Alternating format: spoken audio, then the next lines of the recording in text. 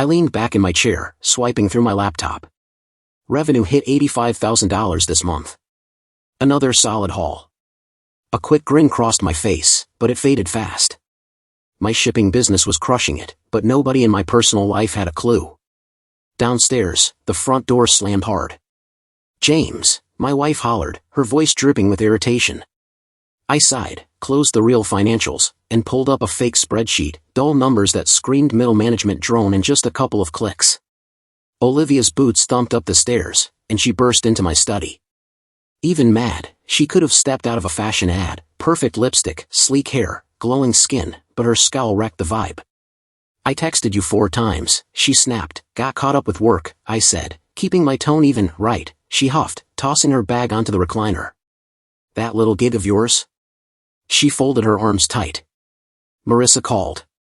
She and Tyler just snagged a beach house in Cape Cod. Guess that's what success looks like." "Nice for them," I said, voice flat. "Nice?" Olivia laughed, sharp and cold. "That's winning, James. Not this." She gestured around the room like it was a prison cell. I stayed quiet. Over the years, I'd watched the woman I loved turn into someone who threw shade like it was her job. A jab here, a dig there, now it was just her personality. "We're doing okay," I said, low and steady. "Okay?" Her laugh cut like glass. "Tyler pulls in 4 times what you make. You call that okay?" I knew exactly what Tyler earned. I'd checked. The guy made a fraction of my actual income, but I never set her straight. "What did you pick up today?" I asked, steering the conversation elsewhere. Olivia's eyes lit up for a split second before she rolled them. "Just a skirt." "For Marissa's party?" "Nothing special." "Not like your paycheck lets me splurge." I nodded. She had no idea I was sitting on millions, just saw the modest joint account I let her peek at, enough to keep up the middle-class charade. "I gotta wrap up this project," I said, turning to my screen. "Of course," she spat. "Heaven forbid you aim for a better job." Her boots clicked out, hard and final. I stared at the door, then got back to the real numbers. I'd started hiding my wealth way back when, wanting to see if she'd stick by me without the cash. Now I have my answer. These days, the lie just made it clear who she'd become. My phone pinged. A text from my business partner, Marcus. "Italian investors meeting bumped to tomorrow. Huge deal. Be there." I shot back, on it. Olivia would gripe about another late night, but her complaints stopped landing years ago. A loud crash came from the kitchen, glass shattering, then a curse. I shut my eyes for a second before heading down to see what she'd smashed this time. At AT dinner, we sat across from each other, takeout containers between us. Olivia refused to cook again. She scrolled her phone, muttering under her breath. "Marissa got a new ride," she said, shoving the screen my way. Her sister beamed next to some sleek SUV. "Must be nice having a husband who actually delivers." I kept chewing. "Our car's solid." "Solid," she scoffed, slapping her phone down. "That's your go-to word, huh? Solid house, solid car, solid life." She leaned forward, eyes like daggers. "Is that all you're after, James? Just scraping by?" I set my fork down and met her gaze. "Hard. Back when we were young, we'd talk about big plans, building something real together. Now she has seized success with designer bags and fancy countertops." "What do you want, Olivia?" I asked, voice steady. She blinked, through for a moment, then sneered. "A husband who's not a dead-end loser would be a start." It didn't even hurt anymore, just another data point. I nodded. "Got it." "No, you really don't," she said, shoving her plate away like it insulted her. "You know what it's like having Marissa pity me? My friends whispering, wondering why I'm still with you. Everyone knows you're stuck, James. A guy who can't even afford a decent bracelet, let alone a real life." She twisted the plain wedding band I'd given her back when we still had faith in each other. "I deserve better than this." I wiped my mouth with a napkin, slow and calm. "I've got work to finish." "Of course you do," she muttered. "Can't face reality, so you hide." Typical. I paused in the doorway, glancing back just enough. "I'm not hiding. I'm just done arguing with someone who only hears what sparkles." Her voice rose, bitter and loud. "You're done because you've got nothing to say. No comeback. You know you're a failure, and no smooth talk can hide it. Look at this house, our car, our pathetic life. I gave a short nod and walked away, her words echoing behind me. Upstairs, I opened a secure folder on my laptop and checked the figures. The tech startup I was acquiring was on track, another sharp move, another few million in my pocket. Downstairs, Olivia still thought I was a nobody. What started as a test had become a waiting game. One day, she'd see exactly who she'd been tearing down. Later, my car's dashboard clock glowed 10:15 p.m. as I pulled into the garage. The Italian investors' meeting ran long, but it paid off. We'd locked in a deal that'd crack open the European market. Huge win, years in the works. I sat there a moment, shedding the CEO mindset and slipping back into plain old James, the guy Olivia thought was barely scraping by. The shift was automatic now. Every light in the house was blazing. Bad sign. When Olivia was fed up, she'd vanish to bed early, binge some reality show, act like I wasn't there.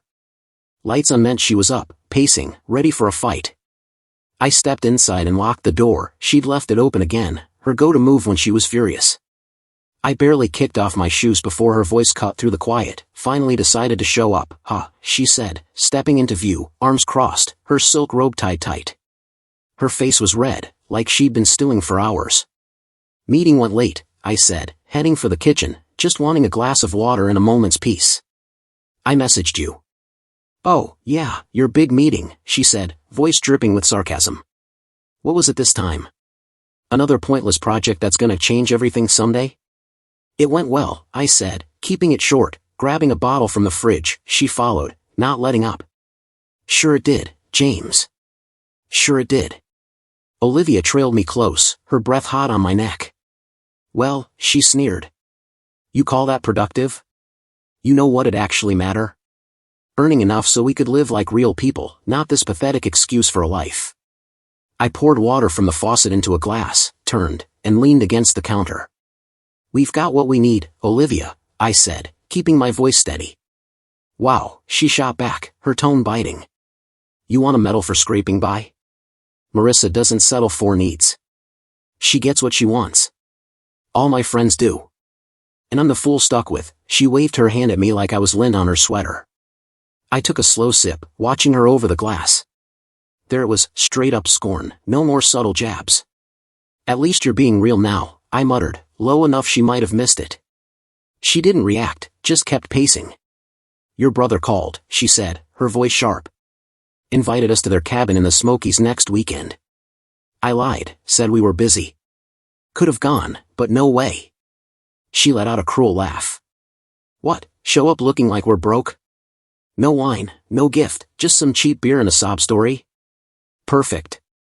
She slammed her hand on the counter. Do you get how humiliating this is? People feel sorry for me. They wonder why I'm still dragging you along. I set the glass down carefully, like I was afraid I'd chuck it. If you're that unhappy, I said, my voice calm but edged, maybe we need to talk about splitting up. That froze her for a second. Then her face twisted. Oh, that's your genius plan? Dump me with nothing while you slink off to whatever sketchy side hustle you're hiding? Hell no. She jabbed a finger at the floor. This house is all we've got, and you're not stealing it just because you're a failure. I almost laughed. She never once checked whose name was on the title, never glanced at the paperwork. She just assumed it was hers because she picked the blinds. I'm hitting the shower, I said, my tone flat. Don't you dare walk away, she snapped, charging after me. We're not done. I am, I said, not looking back. Long day. She stormed down the hall behind me, her voice rising. You don't know what a long day is, she spat. Try waking up every day next to a guy who's ruined your life, who makes you live like this when you were meant for so much more. I reached the stairs. Answer me, damn it. She grabbed my arm, yanking me around, her eyes blazing. Say something. Defend yourself, you pathetic. I looked at her hand gripping my sleeve, then at her face. What do you want me to say, Olivia? Anything? Fight back, she shouted. Or are you really that weak? Fighting you is pointless because you always come up short. She shoved me, hard. You're a damn loser, James. I married a loser, and that's my mistake. I stood there, breathing slowly, staring at her like she was a stranger wearing the face of someone I used to know. "I'm sorry you see it that way," I said quietly. Her scream was pure rage, a raw, wordless sound that tore out of her as she spun toward the kitchen. I didn't budge. I knew that noise. She grabbed a pot from the stove, one hand fast, no hesitation. The water inside was still hot, steaming faintly. I saw it coming, saw the fury in her eyes, a heartbeat too late. She swung the pot, and scalding water flew, hissing like it was alive. It slammed into my arm and chest, soaking my shirt, searing my skin. Pain erupted, sharp and blinding. "Damn it!" I gasped, more from shock than anything. Then the burn sank in, deep and relentless. My shirt stuck to me like it was glued, every twitch making it worse. Olivia stood there, panting, still clutching the pot. "Get out," she screamed. "You're a parasite. Get out of my house and don't come back." I looked at her, really looked. No regret, no fear, just pure venom in her eyes, like burning me was nothing. That was it. The final piece of proof. I turned, slow and stiff, pain spiking with every breath. I grabbed my jacket from the hall closet, taking my time. Behind me, she kept yelling. "Did you hear me? Get out." "What, you're gonna slink off like a coward now?" I didn't respond. "Just open the front door." The cold air hit my face, soothing against the burn. I paused, glancing back once. "Goodbye, Olivia." I stepped into the night, the door clicking shut behind me. In the driveway, I eased into my car, wincing as the seatbelt grazed my burned arm. I started the engine and pulled away, from her, from the fake life I'd kept up for years. I made 2 calls.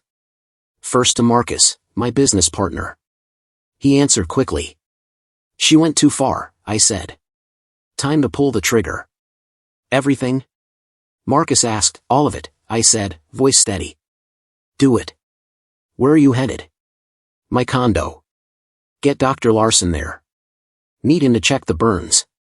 The second call was to my attorney, short and direct. "Start the process." By morning, Olivia would find out the truth and lose it all.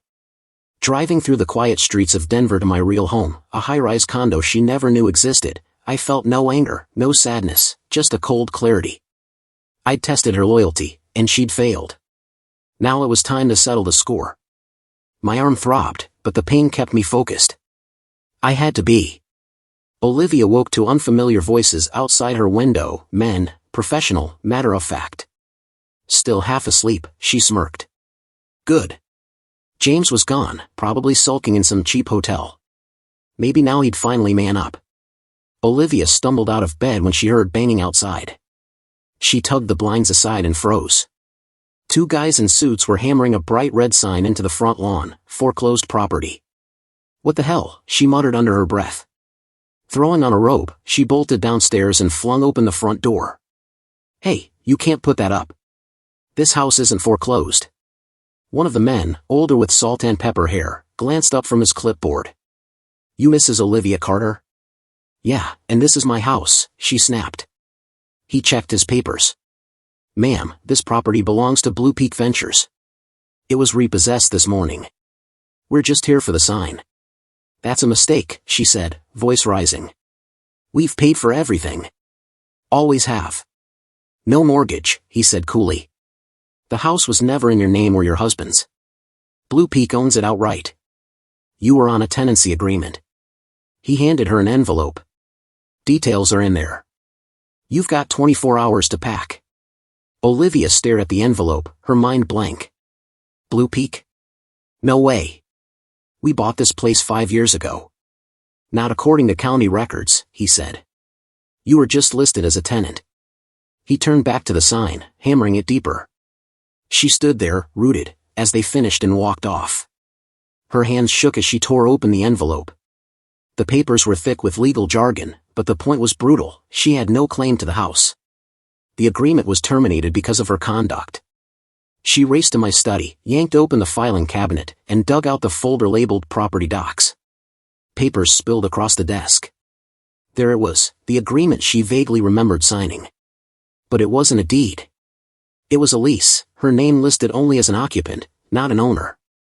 "This can't be right," she whispered. Then a beep echoed from downstairs. She ran to the kitchen. The fridge was dark. The microwave screen blank. Power cut. She grabbed her phone, no bars. The landline was dead, Wi-Fi gone.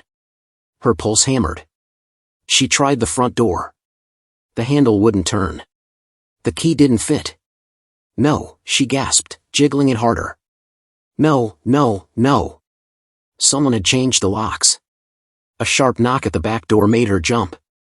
She hurried through the house, hoping it was me, that this was some sick prank.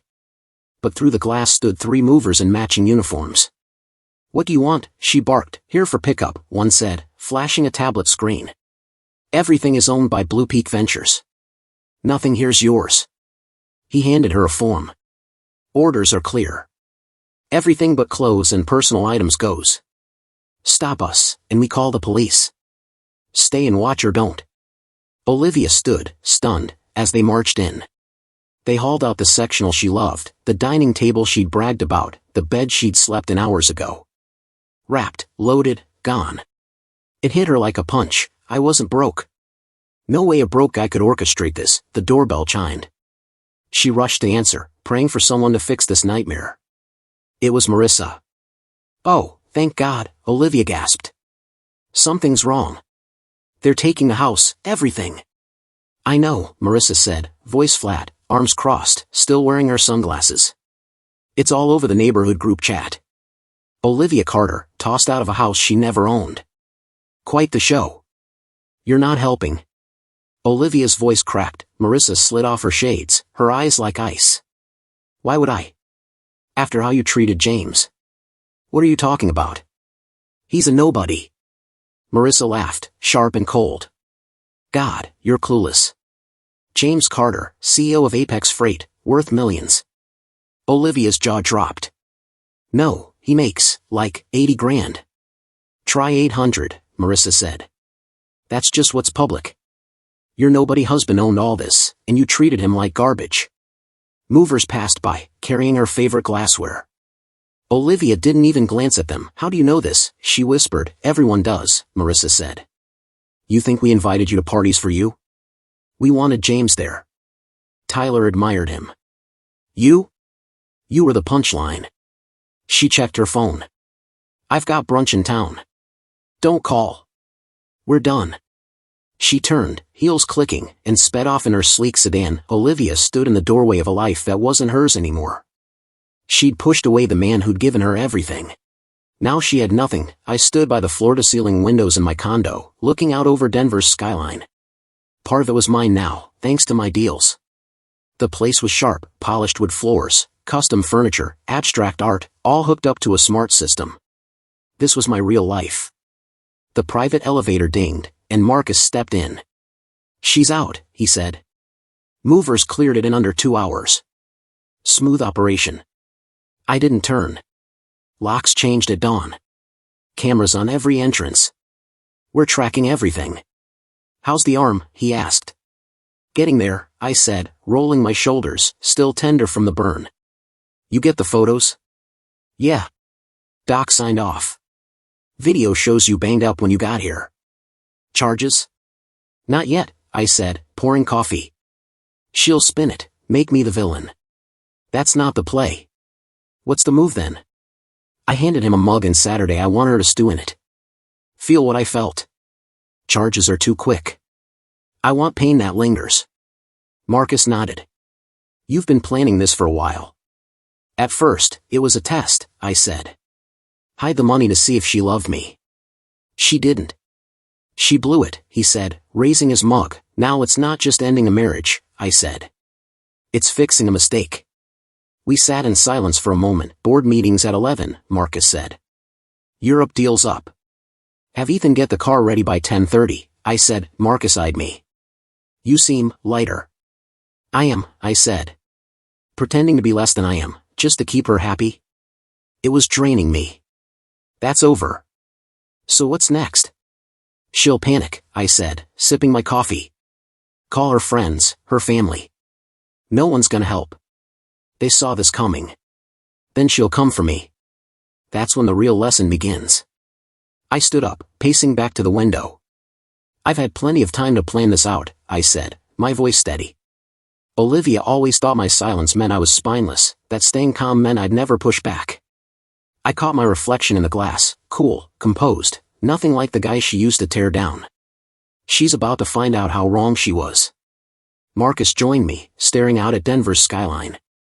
When it's all stripped away, when she's got nothing left, I said, my tone even, she'll just be a name I'll recall as a lesson, never confuse a pretty face with a decent heart. Morning light glinted off the city. I stood in my condo, watching Denver hum below. In the window, I didn't see the small-time guy Olivia mocked. I saw myself, the real me she never cared to know. The burn on my arm still stung, but it was worth it. I was free. Back in the suburbs, Olivia sat on the front steps of the empty house. The foreclosure sign loomed in the yard like a slap in the face. The movers were long gone, leaving her with just a suitcase and a few personal items they didn't take. Her phone was useless, no service. The key didn't work. Across the street, neighbors' curtains stayed shut, no one offering a glance. She needed help, someone to lean on. Grabbing her bag, she started walking, 5 blocks to Jenna's place, her closest friend for years. They shopped, gossiped, and complained about their husbands together. If anyone would open their door, it'd be Jenna. Each step felt heavier. What if Marissa was right? What if I'd been sitting on millions this whole time? Had she been ripping into a guy who could have given her the world? No, it had to be a cruel prank. I was just pissed about last night. This would pass. Jenna's pristine house came into view. Olivia rang the bell, setting her suitcase down. The door opened, and Jenna's smile vanished. Olivia, she said, her voice flat. Didn't expect you. Jenna, thank God, Olivia said, her voice shaky. Everything's crashing down. I'm locked out. They cut the power, took the house, everything. I heard, Jenna said, not moving. It's all over the neighborhood chat. What chat? Olivia asked, her stomach sinking, the community group. Everyone's saying James finally snapped. Snapped? Olivia blinked. They think he's the victim? Jenna cut in. He paid for it all, Olivia. Let you buy fancy clothes while he worked his ass off. Took your snarky comments in front of everyone. Olivia's cheeks flushed. You don't understand. He was nobody. Jenna scoffed. James Carter runs Apex Freight. He's one of the richest guys in Denver. Everyone knew. Marissa said that too, Olivia whispered. It can't be true. We lived in a basic house, drove an old car. That's what he wanted, Jenna said. He was testing you. You flunked. Olivia's voice broke. Why didn't you tell me? He asked us not to, Jenna said. Wanted to see if you'd love him for him. Guess you didn't. I just need a place to stay, Olivia pleaded. A couple days, that's all. No, Jenna said, her eyes hard. I've watched you tear him down for years. I kept quiet because he asked me to. But I'm done. We're friends, Olivia said, desperate. Jenna corrected. Before you cared more about money than people. She started closing the door. Try Marissa. Jenna, wait, but the door shut. Olivia stood there, stunned, another door closed in her face. She walked away, chin up, even as neighbors peeked from behind blinds. Her downfall was now public entertainment. A hotel? No chance, her cards were frozen, her accounts empty. Marissa was her last shot. 2 hours and 3 failed rideshare apps later, Olivia stood at the gates of her sister's sprawling estate in Cherry Creek. A 12,000 square foot mansion, all glass and stone, the kind of place she'd always envied. She pressed the intercom. Yes? Marissa's voice crackled. It's me, Olivia said. Can we talk? A pause, then the gate buzzed open. Olivia dragged her suitcase up the long driveway. Marissa was at the door, arms crossed. Well, look who's here, she said, her tone mocking. Didn't think this day would come so fast. I need a place to stay, Olivia said, forcing calm. Just for now. Why should I help you? Marissa asked. After all the times you acted like your life was so much better than mine? I never did that, Olivia muttered. Oh, come on, Marissa said. Every vacation I took, every nice thing I bought, you'd call it flashy, but you were just jealous, weren't you? Olivia looked down. Okay, Yeah, I was jealous. I'm sorry. Clearly, Marissa said. And now you're here, begging. I've got nowhere else. Marissa started, then stepped aside. You can stay in the pool house. For now. Relief hit Olivia like a wave. Thank you. I won't be in any trouble. You already are, Marissa said. But family's family, even when they're a mess. She led Olivia through the mansion, past polished stone floors, custom furniture, and art worth more than Olivia's old wardrobe. There's rules, Marissa said over her shoulder. Rules? Olivia asked. You'll earn your keep. My maid's out of town. You're filling in. Olivia stopped dead. You want me to clean your house? Marissa turned, a cold smirk on her face. Take it or leave it. Want a roof? You work. Or try a shelter. Olivia's face burned, but she had no options. Fine, she muttered. Good, Marissa said. Uniforms in the pool house. You start at 6:30 a.m. I'll leave a list. She kept walking. And Olivia, if anything goes missing, I'll have you arrested. No questions. The pool house was nicer than most homes, compact kitchen, bathroom, cozy living area, but next to the mansion, it felt like a shed. Olivia dropped her suitcase on the bed. The weight of it all crashed down again. Tomorrow, she'll be scrubbing floors. She let out a shaky laugh, then broke into sobs. Less than a day ago, she had a home, a life, a future. Now, nothing. When the tears stopped, she sank onto the small sofa, staring at the manicured lawn. She needed a distraction. A TV sat in the corner. She flicked it on. Local news was playing. She reached for the remote, then froze. There I was, in a tailored suit, at a podium. The screen read, James Carter, CEO of Apex Freight. My voice carried, steady and sure. This deal signals a $450 million push into Europe, I said. Apex Freight is setting the pace for global shipping solutions. The reporter's voice broke in. James Carter, with a net worth over $250 million, has quietly built one of Denver's top logistics empires in just 10 years. Across town, Olivia stared at the TV, her jaw slack. $250 million. The guy she'd called a failure was loaded beyond her wildest dreams. She'd screamed at him, mocked him, even doused him with scalding water, and all along, he'd been playing her, hiding the truth.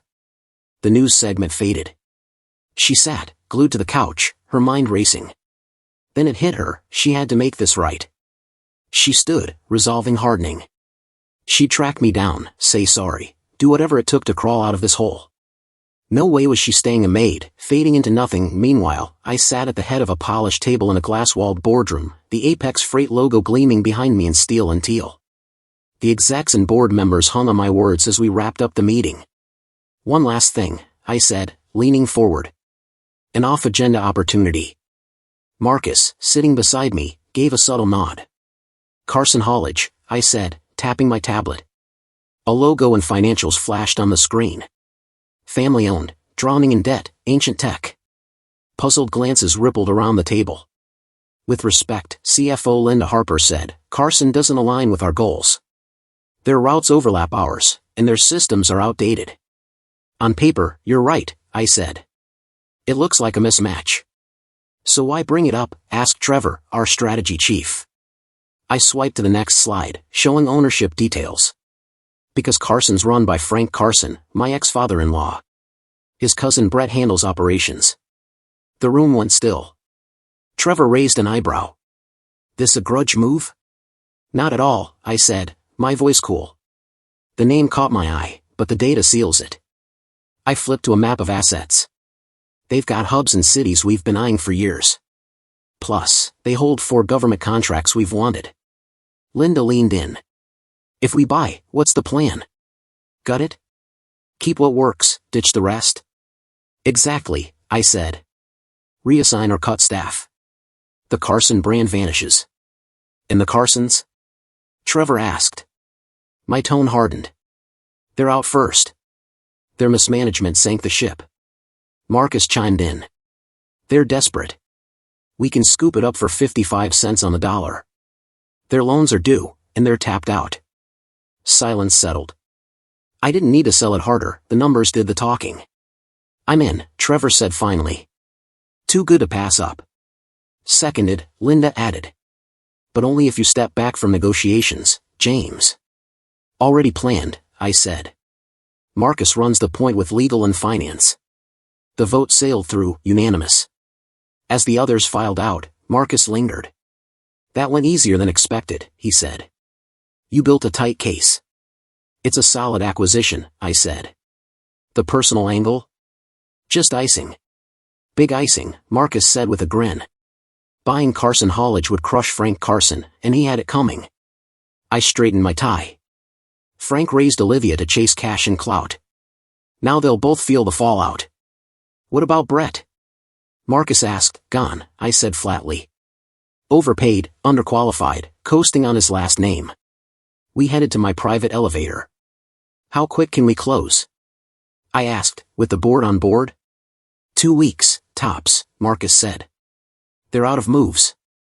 Push it through, I said. And make sure the press release buries the Carson name. Loud and clear, Marcus said. The elevator doors slid open. Any update on Olivia? I asked. She's at her sister's, scrubbing floors for a bed, Marcus said. A spark of satisfaction hit me. Good. Let me know when Carson's locked in. Timing's gotta be perfect. The doors closed. I let a small smile slip. Everything was lining up. Olivia was finally tasting loss, and her family was next in line. My arm still ached, a faint echo of what she'd done. But this wasn't about anger anymore, it was cold, calculated justice. She'd laughed at me for years. That laugh was dead now. I glanced at my watch. Italy deals with a meeting in 20 minutes. More expansion, more wins.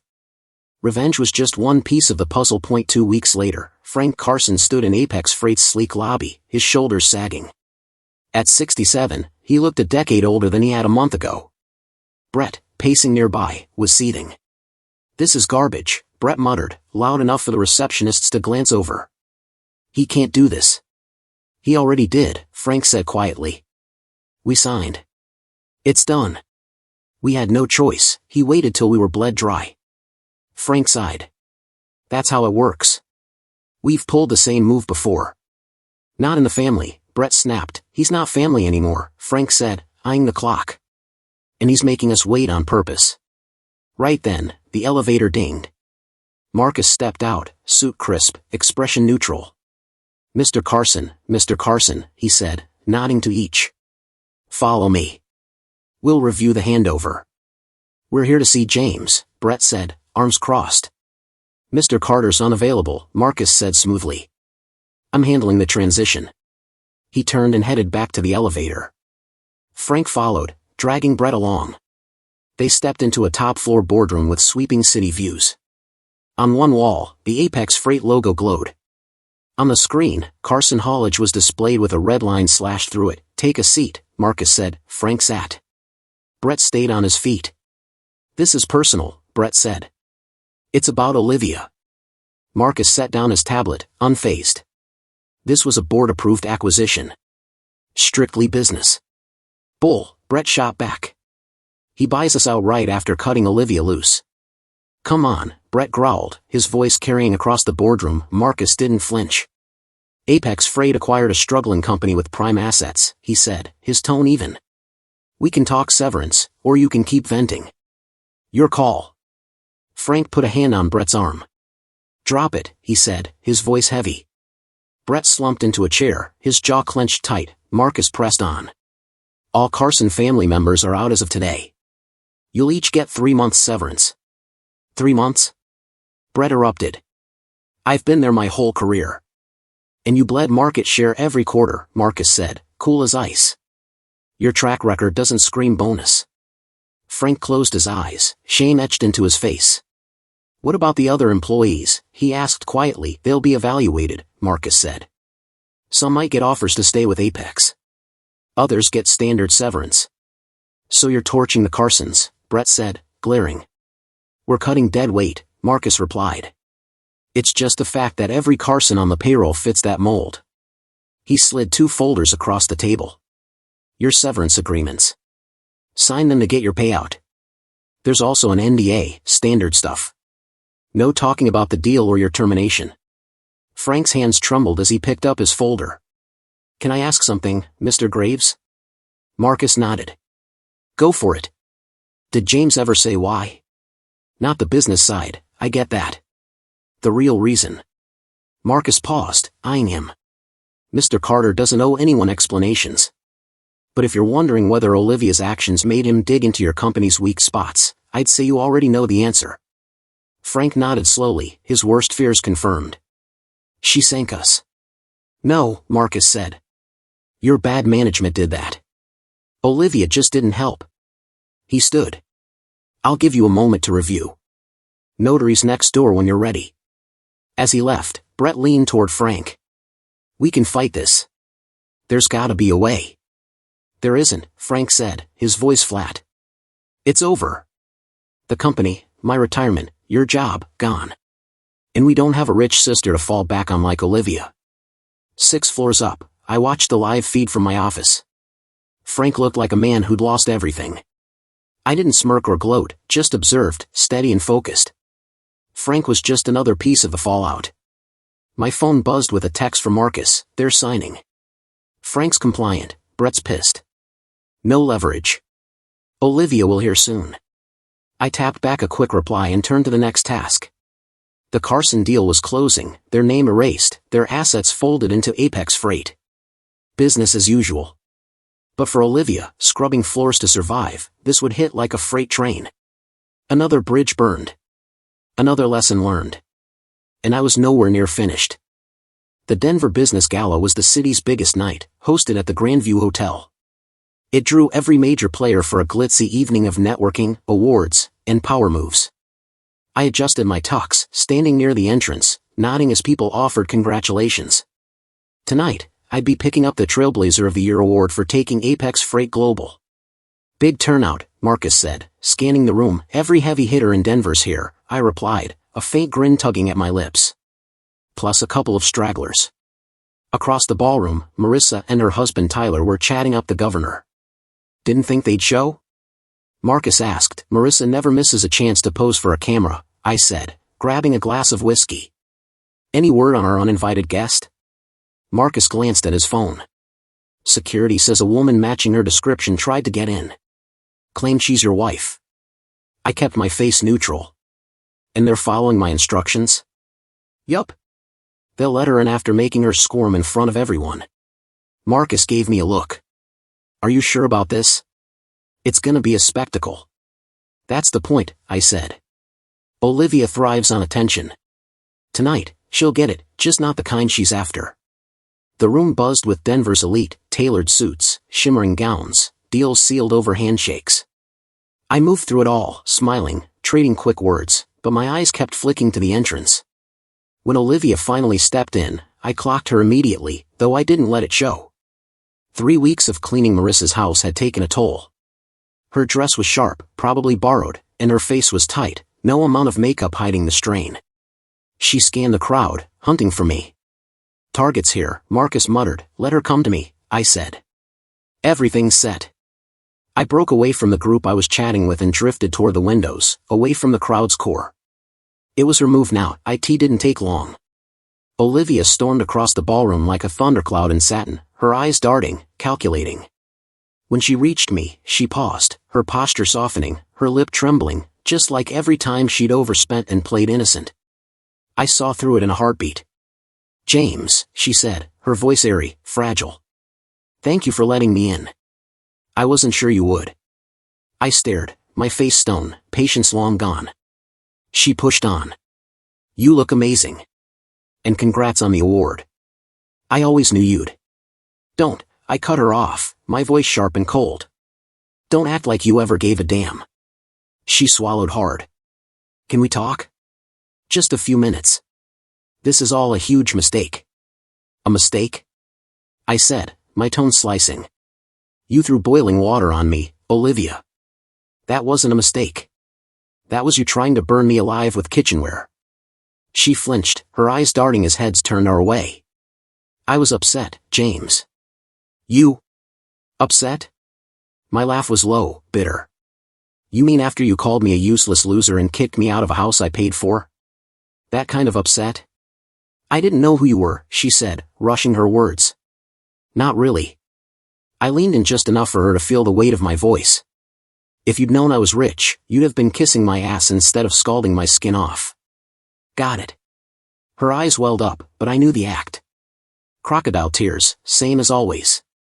I'd seen better acting in car insurance ads. I screwed up, James, Olivia said, her voice trembling. I know I did. But people mess up. They grow. They can fix things. My jaw tightened. I raised my voice just enough for the room to catch it. Forgiveness is for kids in church. You and I? We're way past that. Marcus slipped in behind me, quiet as always. I gave him a nod. He tapped his phone, and the massive screens meant for gala hype flickered. The lights dimmed. Then the footage rolled, crystal clear, time-stamped. Our kitchen. Olivia yelling, me stepping back. The pot, the boiling water, my flinch as it hits. Then her voice, loud and vicious, you're a leech who can't even hold a job.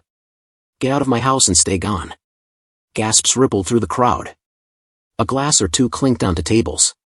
The screen froze on Olivia, eyes wild, teeth gritted, pot in hand.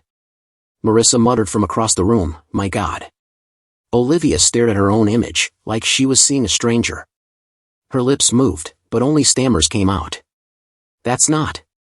I didn't mean, you weren't supposed to. I stepped closer, my voice carrying to every corner of the ballroom. Weren't supposed to what, Olivia? Get caught? Or does it just not matter to you? The silence was heavy, like the air before a storm.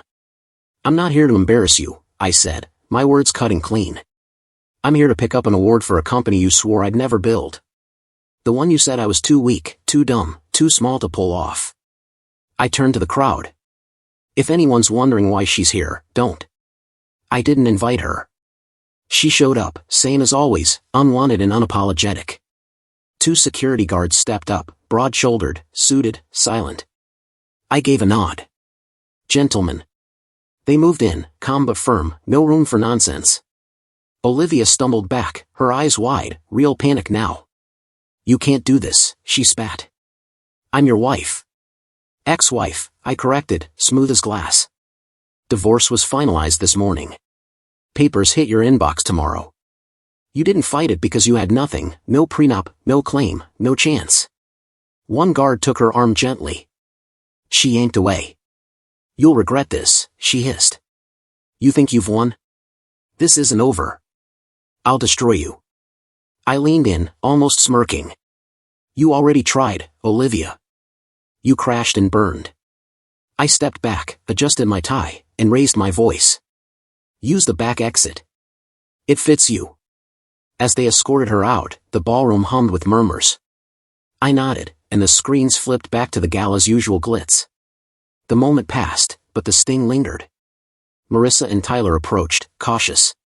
James, Marissa started, I had no idea she'd show up. I'd have stopped her. It's fine, I said, my tone even. Olivia made her bed. Now she's lying in it. Marissa dropped her voice. That video, you've had it this whole time? I kept everything, I said. Every insult, every jab. Tonight was just a piece of it. Tyler cleared his throat. She's been working for us, as you probably know. After this, it's probably best that she moves on. I nodded. Do what's right for you. She's not my problem anymore. As they walked away, Marcus sidled up. Nailed the timing, he said. Her name's toast in the city. So's her last shot at crawling back, I said, sipping my whiskey. The gala rolled on, the room electric with the aftermath. When I took the stage for my Trailblazer Award, the crowd roared, not just for my work, but for the way I'd handled things. No one said it outright, but they respected strength, and I'd just shown it. My speech was short, sharp, no boasting, just quiet victory. Under my tux, the burn scar barely throbbed now, but it was a reminder I'd never let fade. Outside, the Denver night hit Olivia like a slap. Her heels snagged on the pavement as she stumbled down the service stairs. The hotel doors shut behind her with a dull thud, cutting her off from the world she used to own. The guards had been polite but unyielding, leading her through the kitchen where staff gawked. A woman in a gown getting tossed out wasn't something you missed. Her face burned, tears stinging her eyes. She'd been so sure I wouldn't dare shame her in front of Denver's elite, that she could play the remorse card and reel me back in. But I'd planned it all, the video, the public takedown, the divorce she didn't see coming. Now she was alone, no ride, no working phone, no one to call. Marissa had driven her to the gala after endless pleading, and now she was probably acting like Olivia didn't exist. Olivia started walking. Her heels dug into her feet. Downtown Denver to Cherry Creek was a good 6 miles. It'd take hours. "Damn you, James," she muttered, wiping her face. "Damn you." She'd only made it a few blocks when a black SUV pulled up. The window rolled down. "Get in," Marissa said, her voice cold. Olivia hesitated, pride flickering, but she was freezing, exhausted, and out of options. "Where's Tyler?" she asked, climbing in. "Still at the gala," Marissa said. "I told him I'd handle this mess." Her tone made it clear who the mess was. They drove in silence, the city lights blurring past. The air was thick with tension. As they pulled into Marissa's driveway, Olivia spoke. "He set me up. He wanted to humiliate me." "No," Marissa snapped. "You did that to yourself. James just stopped hiding your mess." "That video wasn't what it looked like," Olivia said. "I was angry. He pushed me." Marissa's laugh was sharp, bitter. "Pushed you? By what? Staying quiet while you tore him down? By not telling you he was loaded so he could see the real you?" Olivia went quiet. They sat in the parked car for a moment. Marissa didn't move. "Tonight was it," she said finally. "Tyler and I talked. You're out." Olivia's head snapped up. "You're kicking me out?" "Yeah," Marissa said, her voice final. "You're done." Marissa's voice was ice. "We've got a business to protect, a reputation to keep spotless. We can't be tied to your disaster." She stared at Olivia. "I'm your sister, and I gave you a place to stay, but this is it." Olivia's voice broke. "What am I supposed to do?" "There's $600 on the bed in the pool house," Marissa said. "Get a motel. You're out by morning." "A motel?" Olivia snapped. "While you're living in a palace." Marissa turned, her eyes sharp. "You threw scalding water on your husband, a man who gave you everything and asked for nothing but decency. And since you've been here, you've been a leech." She opened her car door, not looking back. "The locks change tomorrow. Don't show your face here again." Olivia sat rigid in the passenger seat, her mind struggling to catch up with how fast her world had crumbled. Just weeks ago, she was a comfortable suburban wife. Now, she was squatting in her sister's pool house, penniless, planless, with no idea what came next. Homeless, maybe. Broke, definitely. She trudged to the pool house, each step heavier than the last.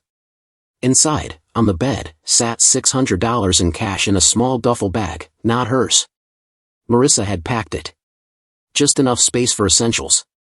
The message was clear: take what you can carry and get lost. Olivia sank onto the bed, staring at the bills. It was more cash than she'd held in ages, and it wouldn't last a week. The truth hit like a brick: no home, no husband, no job, no friends. Even her sister had cut her loose. All because she'd bought into my act, that I was a lazy nobody she could belittle. She'd clung to that story, letting it justify her venom, making her feel superior. Now she had nothing, and no one depended on but herself. She packed mechanically, stuffing the duffel with cheap clothes she'd bought for cleaning Marissa's house, a far cry from the designer outfits she used to flaunt. As she folded a plain gray t-shirt, a bitter chuckle escaped. She'd spent years looking down on people scraping by, working dead-end jobs. Now she was one of them, minus the grit or know-how. She'd earned this fall, every brutal inch of it. Morning came too fast. Sleep hadn't happened, her head was a mess of regrets and half-baked plans. She wheeled the duffel to the main house, hoping Marissa might soften. But the place was locked, lights off, no one home. On the doorstep sat an envelope. Inside, a bus pass in Marissa's neat handwriting, sharp as a knife: "This is the last you'll get from me. Don't contact me again." Olivia swallowed the lump in her throat and headed down the driveway to the main road. She caught a bus to downtown Denver, no clue where she was headed. A motel was all she could afford for now. After that? A job, maybe. But who'd hire a middle-aged woman with no resume, no skills, just a history of sneering at everyone else? The bus rolled through Denver, gliding from Cherry Creek's manicured streets to grittier corners. Olivia stared out the window, watching the city shift from pristine to worn. She got off near a string of motels she'd never have glanced at in her old life. Now she was eyeing them like a lifeline. The Sunset Inn was the cheapest, and it showed faded paint, a neon sign flickering half-dead. At the front desk, a bored guy scrolled his phone. "Need a room?" he asked, barely looking up. "Weekly rate," Olivia said, trying to sound steadied. He slid a form over. "ID and card for the deposit." "I'll pay cash," she said, clutching the bills in her bag. "No ID right now, it got stolen." He gave her a once-over, messy hair, wrinkled high-end clothes, scuffed heels. "Cash means a $60 deposit. No ID, you pay the full week up front." Olivia didn't argue, handing over the money. Nearly half her cash, gone in a blink. He tossed her a clunky metal key, "No fancy card readers here," and pointed down the hall. "Room 108. Check out 10 a.m. sharp. No refunds, no sob stories." The motel room was as grim as Olivia had feared. The mattress sagged like it had given up years ago. The carpet looked older than dirt, and the bathroom reeked of mildew and hopelessness. Still, it was a roof, for now. She perched on the bed's edge, staring at a water-stained wall, and the weight of it all crashed down again. I hadn't just walked out, I'd dismantled her entire world, piece by piece. The house, the belongings, her social circle, her family, her pride, all gone. And I'd orchestrated every step. 3 months later, I stood on the balcony of my new estate, right in the same Denver neighborhood where Olivia and I used to live. But it wasn't just a house anymore, it was a high-end wellness retreat for the city's elite, gutted and rebuilt into something jaw-dropping. The glossy black sign out front read Carter's Triumph Spa and Retreat. Marcus stepped out, handing me a whiskey. "Hell of a crowd tonight," he said, eyeing the valet line packed with sleek cars and designer heels. I smirked. 3-month wait list already. "We're being selective on purpose." Marcus grinned. "Heard Marissa and Tyler didn't make the cut." Neither did the Carsons or anyone who took Olivia's side. I shrugged. "This isn't just a business. It's personal. And it's raking in cash," Marcus added. "Property values quadrupled since the remodel." I took a deep breath. "You know what I love most?" I said. I didn't have to forgive her. Didn't have to forget. I just outlasted the damage and came out on top. Marcus reached for the whiskey bottle. "Another?" "Yeah," I said, easing into a cushioned chair. "And when Ethan gets here, tell him to bring the quarterly numbers. I want to look before the board meeting tomorrow." As the sun sank behind Denver's skyline, painting the city in a warm amber glow, I felt something close to calm. The Real win was simpler. I'd shown the world, her, and myself exactly who I was.